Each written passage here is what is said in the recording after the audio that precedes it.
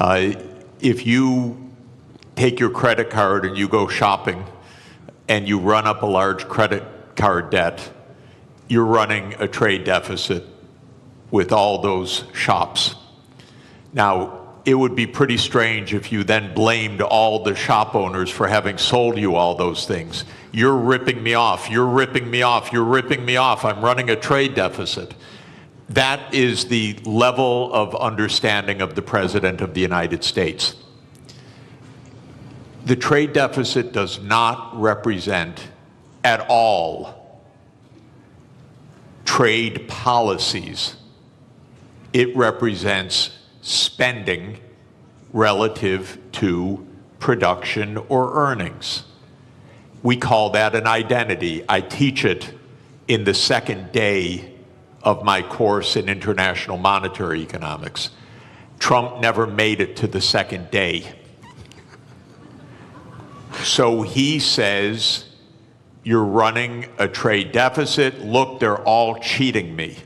But all that's happening is the United States is outspending its national income. And you can look at the national income chart. You can add up consumption and investment and government spending, and you could subtract off gross national product, and lo and behold, what will that equal? Not approximately, exactly. That will equal the current account deficit, which is the comprehensive measure of how much you spend on goods and services versus how much you sell in goods and services. So the United States runs a current account deficit because it spends more than it produces. Why does it do that? We have a big credit card in the United States. It's called the national government. The U.S. government spends about $2 trillion a year more than it takes in revenues. What it's doing is making transfers to the American people and to American businesses. It doesn't tax Americans for those transfers because, here's another little fact, because the congressmen that vote on the budget got into office by being paid for their campaigns by rich people who don't like taxes. So the political system says, spend, but don't tax us. So we run a chronic deficit in the United States. That spending goes out either as transfer payments or goods and services, and that's more than our national income, which is about $30 trillion, and our spending is about $31 trillion. And that's our trade deficit. And for that, Donald Trump blames the world. Okay, I fail him for this if he were my student. He's my president. It's a little weirder because when he did this, in 2 days, the world lost $10 trillion of market capitalization. By the way, where did it go? Did it get transferred from here to here? No. It got destroyed. Why destroyed? Because trade, something also the President of the United States doesn't understand, is mutually beneficial.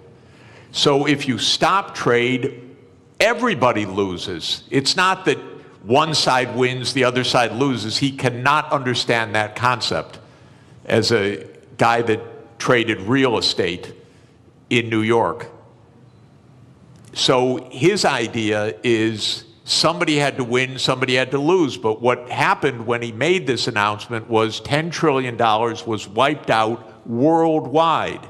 It's not that the US went up and they went down. No, everybody went down because the whole world system is based on a division of labor, and he's breaking that division of labor into pieces. So then people said, this doesn't make sense. Even the very rich people that gave him the money for him to get into office started saying this doesn't make sense. The hedge fund managers who were his big campaign contributors. Elon Musk, who paid for his election, became prime minister. He said this doesn't make sense. And then the markets said this doesn't make sense. Not only $10 trillion, but as the finance minister said, interest rates started to rise because people began to dump U.S. Treasury debt. The safest thing in the world, apparently. So, interesting what happened. It's not quite true that he reversed things. First, he left on this 10% tariff, except for one country, for China, 145% where he on some raised products. the tariff rates. That's because the United States has a deep, neurotic attachment to China. The U.S. political system hates China. Why? Because China's big and successful. And so that the U.S. hates. It's a rival, it's a competitor, and so this is the one thing he left on. Now, he's going to mess up everything with this too, because in a trade war between the U.S. and China, China wins. China does not depend on the U.S. market very much. It's about 12% of China's exports. China will do just fine. It's just dumb policy. There's no more, sorry to say it, there's just no more explanation to this than that. It makes no sense. Now, it raises, if I could, just one last point. How can this happen when it makes no sense? And that, people should understand, we are in one-person rule in the United States. Our political system is in a state of collapse. What President Trump did is an emergency decree. Everything he does is an emergency decree. Literally, you can go on to whitehouse.gov and then follow the menu to executive decrees. And there are dozens of them. And each one starts the same way. With the powers invested in me as President of the United States, I hereby declare A, nonsense, B, nonsense, C, nonsense. Because he's king. Those powers are not invested in the President of the United States. They're invested in the Congress. You read Article 1, Section 8 of our Constitution. It says that all duties originate with the Congress. And specifically in the lower house, all legislation has to start in the House of Representatives. But the U.S., starting in 1945 after World War II, became a military state to a large extent. And so it sprinkled in its legislation emergency, emergency, emergency. And Trump doesn't have to prove anything's an emergency, he just has to say something's an emergency. So suddenly the trade deficit became an emergency, and on that basis he issues a one-person rule. Even his aides don't know what he's doing. You raise one final interesting issue, which is that the market recovered about $4 trillion when he reversed. Anyone who knew that 5 minutes before made billions. This is not the cleanest government in the world, I can tell you. I'd be hugely surprised if some people didn't know just a bit ahead of time, starting with members of the U.S. Congress, by the way. Look, we'll get into the more general issues about protectionism and the end of globalization, question mark, in a minute. But I think what's happening and the directives coming from the White House is such a perfect example of what this panel is about. I'd just like to stay on this just for a few more minutes. Minister, is protectionism always a short-term aim And does it always come at the expense of the longer-term gain? Donald Trump hasn't said it in public, but apparently in private, during his first term, he was asked about the problem of the US national debt. And his answer was, I don't care because I'll be dead by the time it's a problem. And apparently that's also his approach to the climate crisis. So is this protectionism coming from the White House a short-term fix which is going to hurt America in the longer term in terms of how it grows? It's not a fix. It's apparently a quick fix, but it's fundamentally flawed, as Professor has very clearly stated. Look, protectionism is nothing new. If you look at post-global financial crisis, the number of annual trade restrictions have gone up dramatically. In fact, like last year, there were over 3,200 trade restrictions. That is almost 11 times higher than what it was pre-global financial crisis. So this has been a trend, but what we have seen over the past week or two is clearly a new level. This goes beyond some protectionist measures, trade restrictions. This goes into something, an all-out trade war. So that's really worrisome, because if you go back, again, if you look at 20 years to global financial crisis, global annual trade growth was 2 times world real GDP growth rate. So in a way, trade was the engine of growth. Mm-hmm. Now that engine has been slow. So if you look at post-global financial crisis, global trade growth barely kept up with real GDP, global GDP growth. So that's no longer really one of the kind of like a strong engine. But I think the way things are now, if current state of affairs is sustained, we may end up actually protectionism dragging global growth. It is not only growth, it's really, there are many, additional fallouts from this type of policies. Absolutely, yeah. Yeah. So the answer to your question, this is not a fix. This is a fundamentally flawed, policy perspective. Obviously, countries have choice. They always have a choice. But we would rather, see world moving back to rule-based, multilateral framework, where everyone benefits. I think I agree with Professor. Over 1 billion people since 1990s have been lifted out of poverty, predominantly in Asia. I'm talking about absolute poverty here. And that's largely thanks to, trade and growth associated with that trade.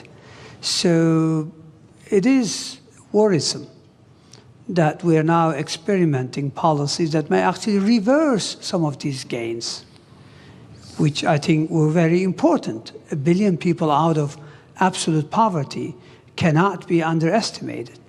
It's quite significant. Now, admittedly, trade do cause geographic dislocations, but the solution is not protectionism.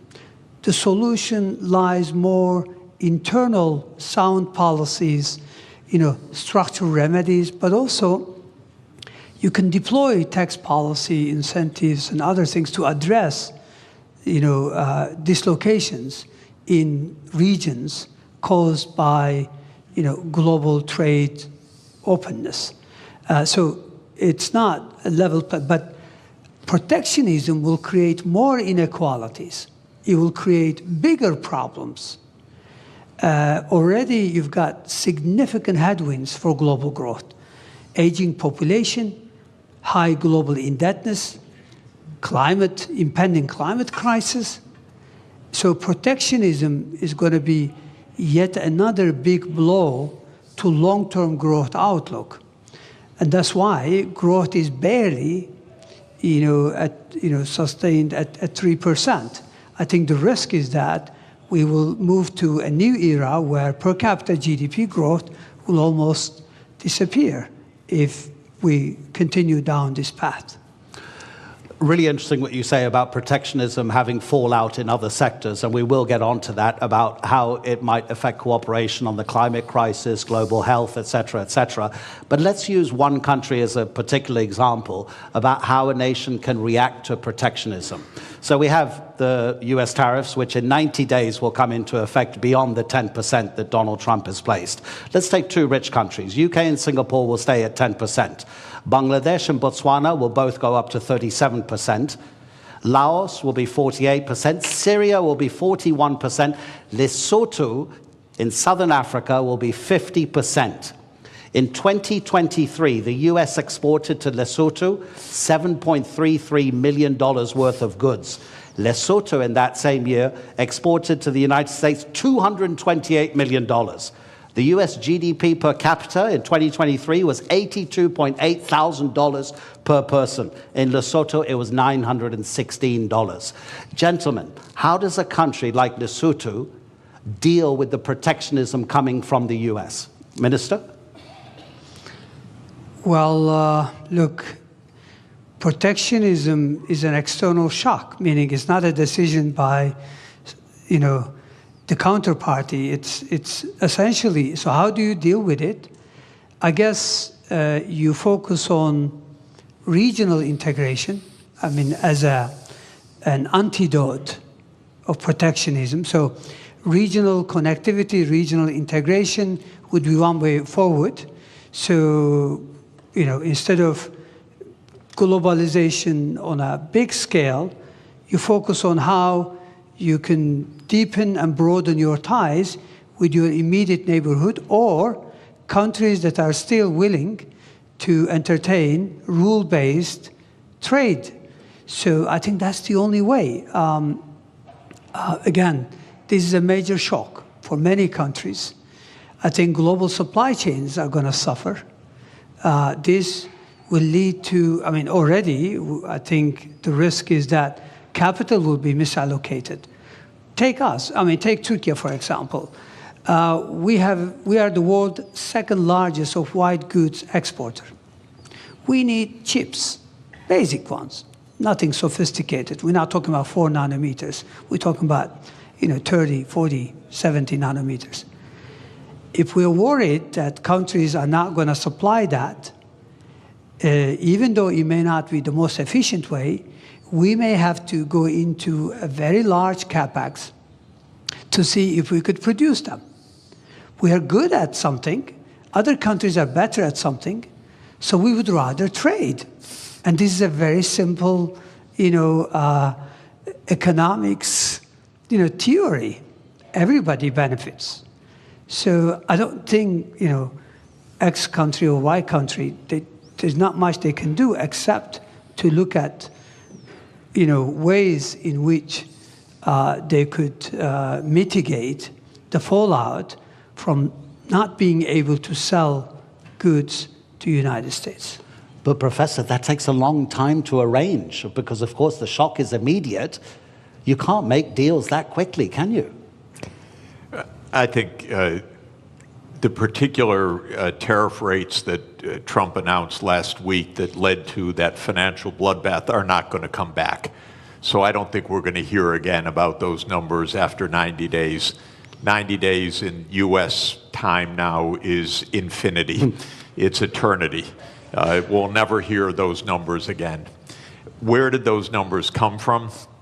Something, again, so stupid you can't believe that any country would do this. But the idea is the following. As I said, if you want to know what your trade balance is, you earn some income, so you sell some services to somebody and you buy things. And if you spend what you earn, you're in trade balance. Technically, you're in current account balance. Now, most of us, I work for one employer, my university. So I run a big trade surplus with my university, and then I run a pretty big trade deficit with the grocery store that we buy our groceries from, and if I have to buy shoes, I run a trade deficit with the shoe store, and so forth. Trump's idea, just to add to the craziness of it, is that you should run a trade balance with everybody, not an overall trade balance, but a trade balance with everybody. So you should sell a little bit, you should work a little bit for your shoe store, you should work a little bit for your grocery store, you should go around anytime you want to shop, you trade something. I'll write you an essay if you'll sell me shoes. And you make your living somehow trying to balance your trade with all of your counterparts. Well, this is insane. This is why we have a market economy. You don't have to have balance with every transaction that you do with somebody. But what Trump said was, oh, Lesotho, they sell us more than we buy from them. So they're cheating us. That's literally what he said. Literally what he said. Okay, is it completely delusional or rhetoric? It's delusional, okay? Just so you know. It's weird.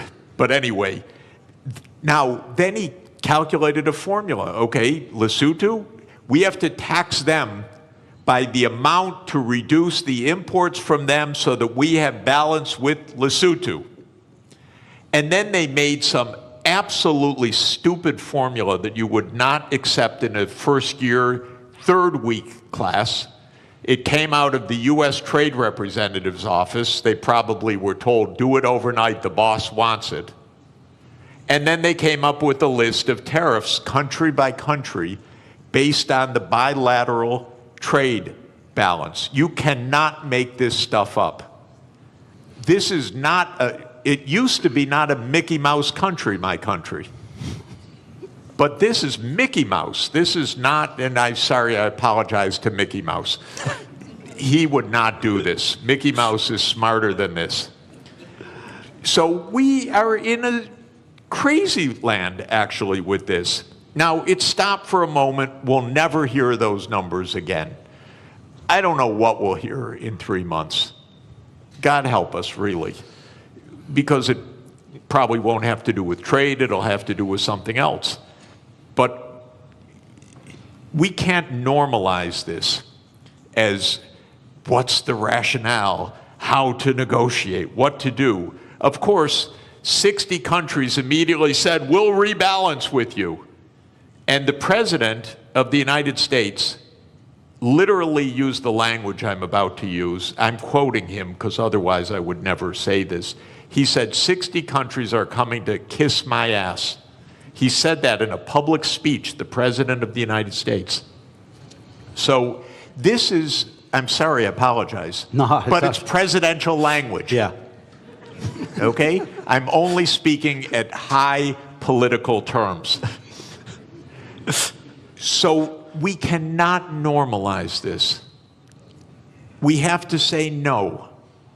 We didn't spend 100 years on 200 years, 207 years since David Ricardo put forward the idea of comparative advantage, okay?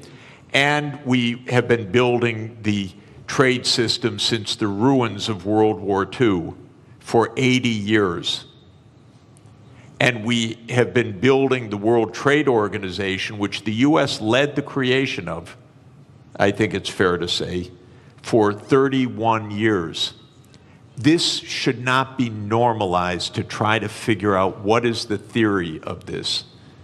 And it's a more fundamental point, ladies and gentlemen. The United States is a rogue nation right now on many things, not just on trade, but on making Gaza into the US Riviera, on whatever it wants to say. It's a little bit of a rogue nation. For the world to hold together, the rest of the world has to say, we're not going down crazy lane. We're going to be responsible. We're going to go to the UN. We're going to go to the World Trade Organization. We're not going to get into this downward spiral. Because if we normalize craziness, there is no way out.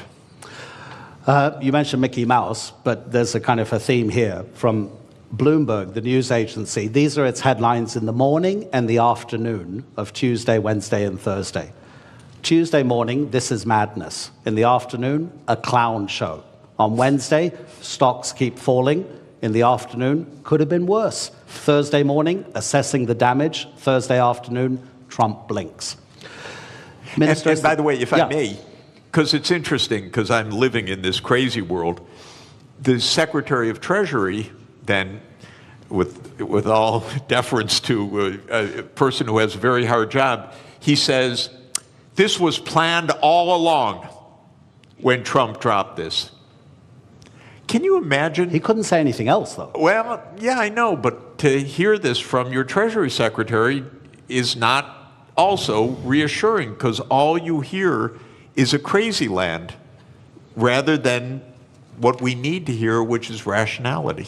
Okay, so let's make it more general for the moment. And by the way, ladies and gentlemen in the audience, I'll give you a few minutes at the end if you want to ask our two panelists a question. We'll try to get a few questions in from the audience. So to broaden it out, Minister, as the professor says, and pretty much everybody agrees, protectionism doesn't make economic sense because in the longer term, it's going to cost everybody. So what's driving increasing protectionism, not just in the United States, but in other nations as well? Because if it doesn't make economic sense, does it mean it then becomes a political statement from the person imposing that protectionism to almost appear as like a nationalist moment to bring people towards that decision maker politically rather than economically? Well, it's easy to explain. I think what is driving the current,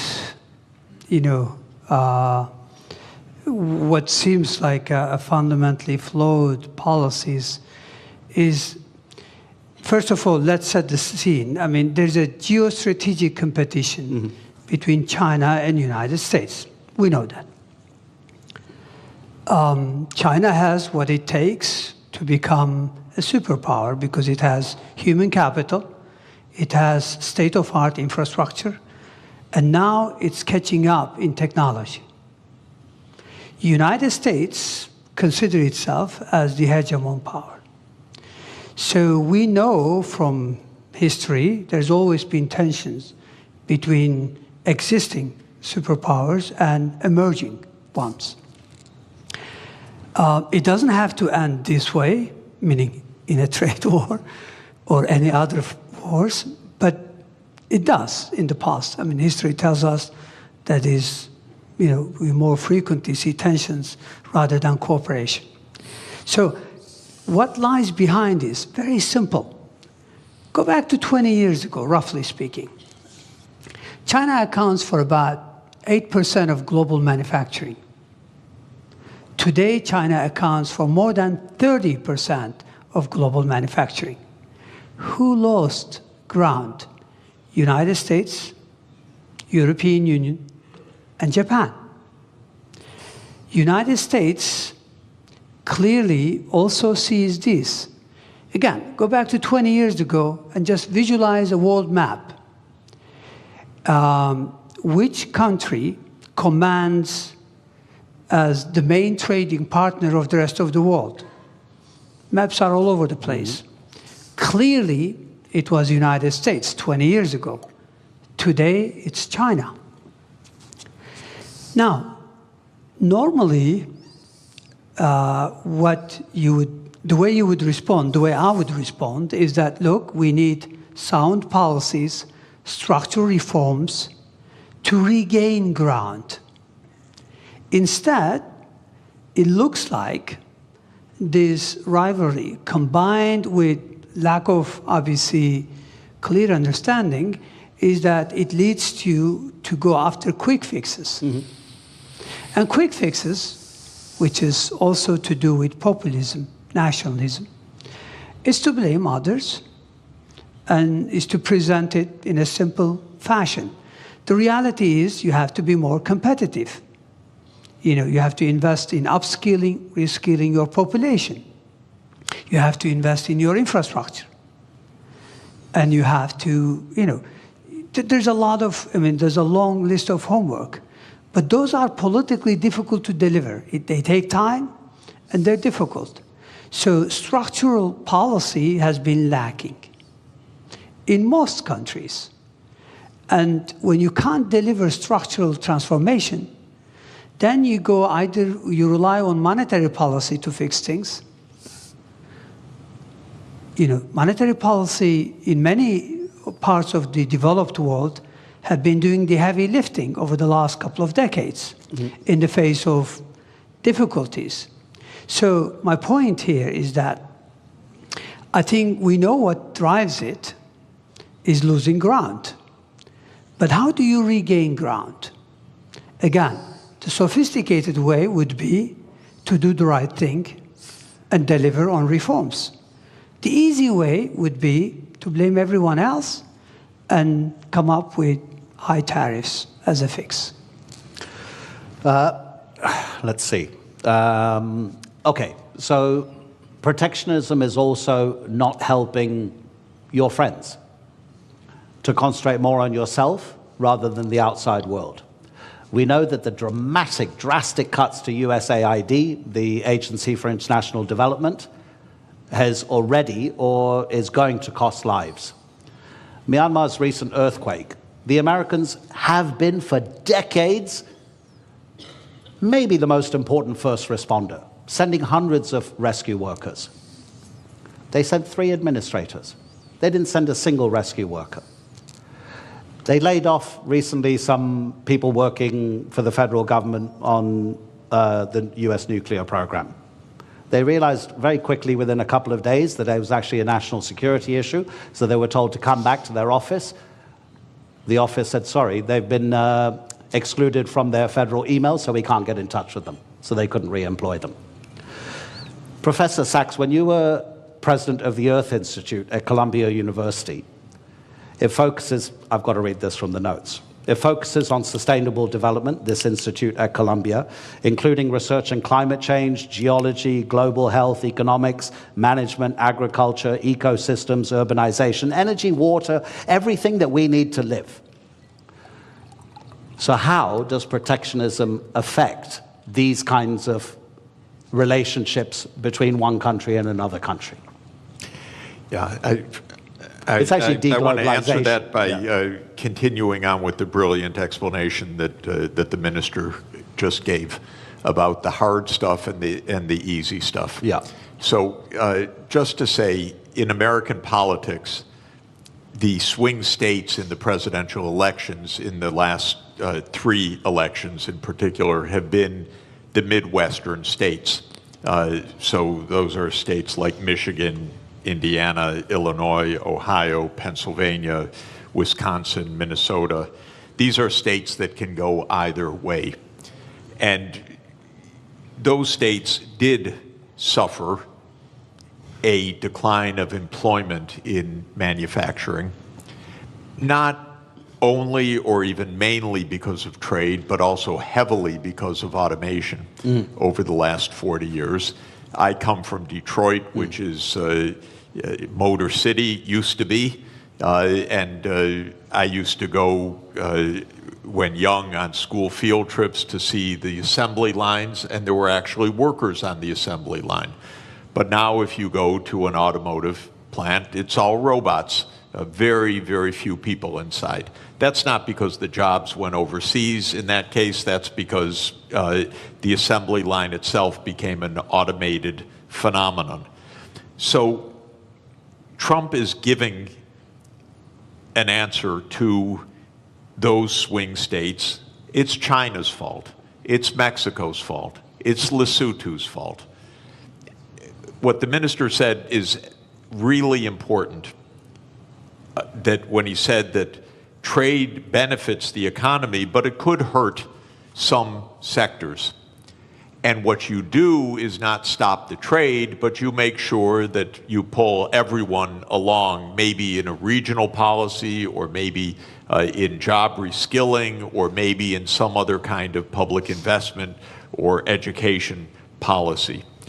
Here's where the U.S. really failed over the last 40 years. We let the inequalities widen and widen, partly because of automation, partly because jobs did go overseas, but for the right reason. They had comparative advantage in those jobs. Skilled people got better and better salaries. Lower skilled people had their living standards fall. The gap widened. By the way, not just the income gap, the life expectancy became 10 years or more. So many of our epidemics, so many of our social problems relate to this widening inequality. The United States political system didn't address it at all for 40 years.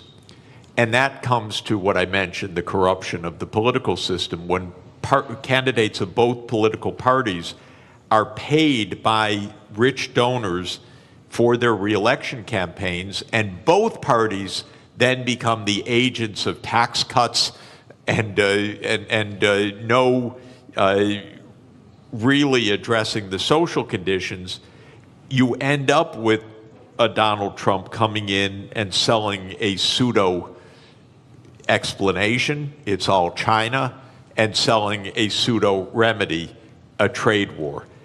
What the auto workers are going to learn right now is they're going to lose jobs by even the tariffs that have been put in place, because we need the intermediate parts brought in from elsewhere. Now they face higher costs, and the United States can't compete at all with Chinese electric vehicles. The United States has basically handed China the electric vehicle market for the next 20 years. So did Europe, by the way. Europe delayed the transformation to electric vehicles, said we produce great internal combustion engines, we're going to continue to do that.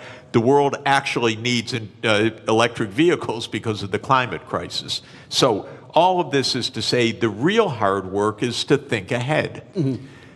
The country, by the way, in my experience of working all over the world in the last 40 years, that thinks ahead the most is China. Mm-hmm. China's success is not random. China's success actually is a lot of forward-looking planning. In 2014, China issued a document called Made in China 2025. And it wasn't a protectionist policy, it was we need to invest in the technology so we can be at the forefront. I think in 8 of the 10 sectors that were identified there, China succeeded in reaching the forefront. In 2017, China made a plan for artificial intelligence. This is already 8 years ago. DeepSeek didn't just come out of nowhere, it came out of a long-term strategy. So this is hard work that actually pays off. This is what every government should do. This is what every country should do, is look ahead. Now, you mentioned very interesting idea. We got a president who doesn't understand and maybe doesn't care about the future in the same way. But just to say, the biggest issue on the planet should be the climate crisis, not all the things we're endlessly talking about. And every part of the world is going to suffer terribly by what has been built in terrible, very dangerous climate change. It's out of the headlines. But, you know, I had a very difficult job. I was the director of an institute with 300 climate scientists for 14 years, some of the world's leading climate scientists. The reason it was a hard job is that every week they came up and told me, it's worse than we thought. They would give me endlessly grim news. And the lead climate scientist at Columbia University is a man named James Hansen, who I regard as the world's leading climate scientist. And he produced a study in January that said it's much worse than we have thought. The world's temperature has gone up by 0.3 degrees Celsius in 3 years.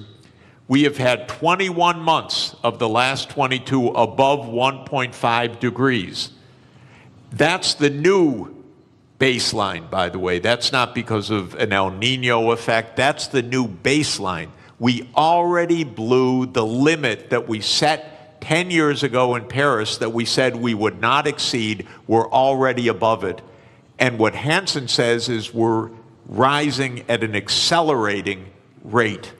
Now the average rate is probably between 0.3 and 0.4 degrees Celsius per decade now on average. So we'll be at 2 degrees excess. What all of this means is profound danger 20 years from now, 25, 30, but we're already seeing terrible danger today. I don't want to minimize what's already happening. Los Angeles burned down, massive forest fires in Korea last week. It's everywhere.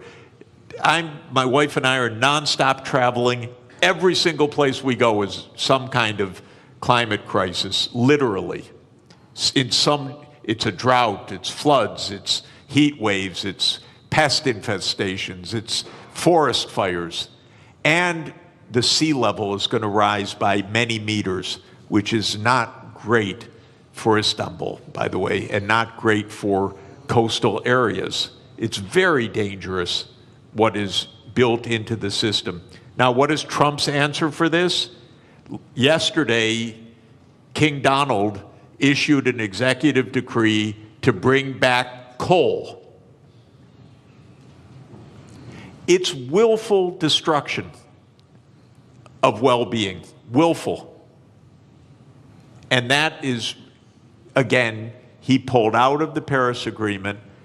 What I'm hoping, ladies and gentlemen, is the other 192 members of the UN have to say, no, we're not entering a crazy land. We're going to take care of our future. Right now, I live in a crazy land. But the rest of the world has to avoid the crazy land, has to avoid normalizing this. I don't know if any of you saw it during the height of the coronavirus pandemic. An Australian artist, cartoonist, drew a cartoon which had the first tidal wave, kind of a tsunami of economic recession. There was a bigger tidal wave tsunami behind it, which was COVID-19, and then a huge one over both of them, which was the climate crisis. So get ready, I'll give you a chance to ask a few questions, but I just wanted to address one final issue to the minister. And I was getting a bit depressed, Professor, when you were talking about that. I tell my kids since they were born, they're now 21 and 19, live anywhere you want in the world, but don't live near the coast or near a river. The professor is saying that the climate crisis is going to be one of, probably, I'm kind of, putting words into your mouth, Professor, that deglobalization, if it becomes more and more of a popular sentiment and policy, the climate crisis will be affected because of a lack of cooperation through deglobalization. Minister, what other big dangers do you see if the trend of deglobalization gathers pace? Well, as I mentioned earlier, in addition to the impending climate crisis, which could have a devastating impact on the future of humanity, I think we are faced with significant headwinds that already exist, but some of them could become more complicated. One of them is high global indebtedness. Mm-hmm. If protectionism clearly goes the way it is today, meaning if we really go into these trade wars, and if this leads to higher inflation, even for a couple of years, if that's the case, then that means long-term interest rates are likely to rise. And if that is so, then many countries are already struggling to manage their debt service. You know, global indebtedness, if you look at it, overall indebtedness was 328% last year. 328% of GDP. Yeah. This is huge. When interest rates are very low, no big deal. But when rates go up, clearly that's a big issue. I mean, look at the Turkish scene. Yes, we've had a, domestic, domestic issue that led to some market turbulence. But what happened post-April 2, CDS have gone through the roof. CDS are country risk premium. Our external bond yields, 10-year, 5-year, they all gone up significantly on the back of these tariffs. I think there are already many countries, according to UN, that pay more on interest on debt than what they are able to earmark for education and healthcare combined. So I think we already have issues such as indebtedness that the current trend could exacerbate. I mean, aging population already could create huge constraints on public finances going forward. So those are some of the additional headwinds that exist that could actually serve as speed limit or a drag on growth. So I think the world, and I agree with Professor that the world has to, rather than going down this path, we need to cooperate more.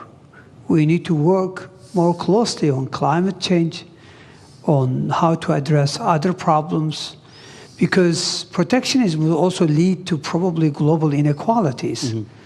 If you don't allow AI chips to be freely available to everyone, clearly that's a big issue, because then many countries will be left behind in terms of tapping this AI that has immense potential to boost productivity.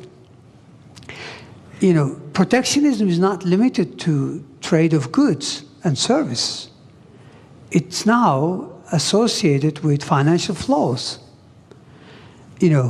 with diffusion of technologies through FDI. So clearly, I think we'll be worse off unless we cooperate, unless we return to multilateralism. But sadly, right now, it's all about shift to minilateralism. A few countries getting together, but that's not enough. I think issues are too big for few countries to address. I think the rest of the world should come together. So yes, there are significant challenges. When you mentioned aging population, I have a good example from Europe, that only 2 countries on the entire continent are having enough babies to sustain their population level. That's Ireland and Portugal. So you imagine the pressure on the taxation system and the spending on those other countries that are not sustaining their population levels and are just getting older and older and older. Okay, let me look at the back as well if anybody has any questions. We've got about 7 minutes left. And please, make it a question, not a lecture, because if it's a lecture, I'll have to stop you. Gentleman over there and gentleman over here. Okay, please introduce, there's a microphone. Thank you very much. Doesn't work? Yeah, it does work. Okay, thank you very much. I have a question for Mr. Jeffrey Sachs. My name is Sarp Sinan Acar, and I'm from Harici News. So you mentioned that we shouldn't look for a rationale behind the actions of Donald Trump, but just to be a devil's advocate, I just want to understand their point of view, which they mention, yes, trade deficit and the national debt of the United States, but also they mention the hard industries that left United States back in the day. So what I'm trying to understand is, if United States gets into a confrontation with global powers such as China or Russia or any other state, maybe even Europe one day, is it wrong for them to want their hard industries back, and this is their rationale to put these tariffs on. Because Donald Trump mentioned that we are buying cars from Canada that we could have been producing before. So is there a rationale behind, at least on the hard industry part? Okay, thank you. Yeah, you know, in trade theory or trade concept, there is the national security rationale. So you may want to procure domestically to have an armaments industry. That's quite different from imposing tariffs on 150 countries in a completely arbitrary way. In fact, the right policy might be local procurement from domestic industry that has nothing to do with trade policy at all. So that is not an argument for what he's doing. But I would add one more point. We don't need an arms race, and we don't need a war. Actually, diplomacy is really cheap compared to war. That's why we're at the Antalya Diplomacy Forum, not the Antalya Military Forum. So if Trump really wanted to save some money, we have almost 800 overseas military bases in 80 countries. This is crazy. So if he wanted to save money and close the budget deficit, I would close hundreds and hundreds of military bases and leave all these countries at peace, because wherever there's an American military base, there's a big headache, believe me.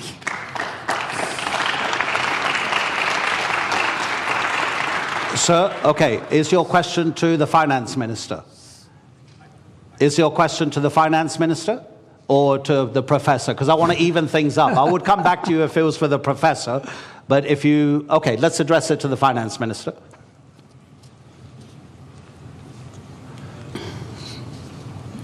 1, 2, 1, 2. My name is Riel Miller, formerly of the OECD, formerly of UNESCO, and formerly an advisor to finance ministers, so I can address my question to a finance minister. One of the things that's tremendously tempting, and it was really in part of what the last question was about, was the hard industries, right? So now let's go back to being an extractive economy. Coal mining, you know, in Canada, I'm Canadian originally, beaver skins, right, that we sent over. So resources, right? Now, we have seen in the past, historically, when there was a move from natural resources to manufacturing, it was quite difficult for the society and the politics to change, because the oligarchs of resources were not the oligarchs of manufacturing. So I have a question which relates to the historical context we're in. What if we're moving to intangible economies? What if we're moving away from tangibles in general, and those robots are going to take care of producing intangibles? How do we talk to people who are nervous and worried because they're accustomed? I go to Germany and I say, can Germany be rich without producing cars? And they go, oh, never. I said, well, could Britain be rich without producing coal? Never. And so we have this historical difficulty of making the transition. And I wonder what you can say in a country like Turkey, where you are making the transition through industry, and China through catch-up and convergence. But can we begin to talk about going beyond the tangible economy?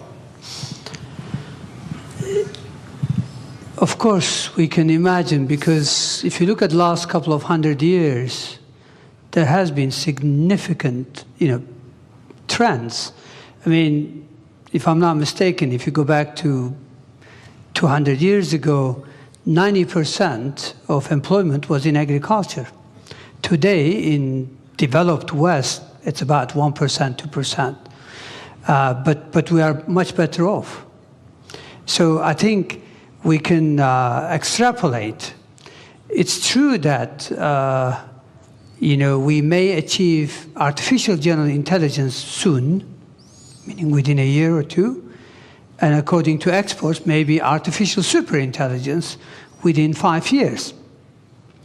And assuming that also gets converted in robotics and advanced manufacturing, chances are the traditional employment will no longer be there. So we have to come up with, obviously, so that's why I think, it seems like today's debate, considering what is ahead of us, a bit outdated. So I hear what you're asking, and it's really complicated. We all have to think. I remember attending a global economic symposium in Kiel back in 2007, and one of the sessions, because I was finance minister and treasury, they put me in that session, in that panel, and the question was, when do we start taxing robots? So, look, yes, I do see that happening. I don't have the answer, but certainly we have to think about it. It'll be interesting to know if a robot will need a work permit as well, right? Okay, that's it. The time is up, ladies and gentlemen. It was always going to be too brief with these two particular gentlemen.